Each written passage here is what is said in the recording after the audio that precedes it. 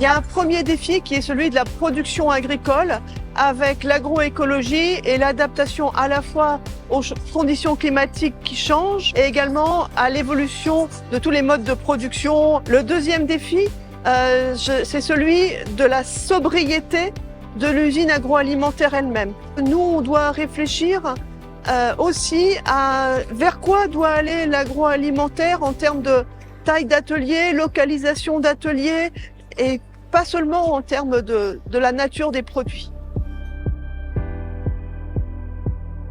L'intérêt en fait déjà pour les laboratoires d'être dans un Carnot qui est déjà lui-même un réseau, ça leur permet de travailler ensemble pour donner une réponse qui soit plus utilisable en fait aux industriels.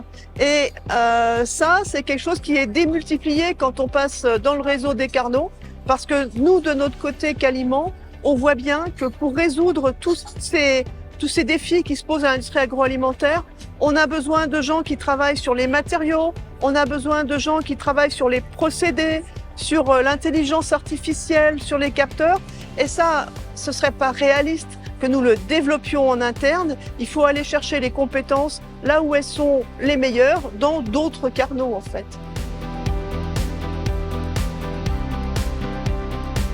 Être capable d'avoir des gens qui vont se focaliser sur le problème spécifique de l'entreprise en prenant en compte des aspects plus compétitifs, y compris tout ce qui va être la gestion de la propriété intellectuelle.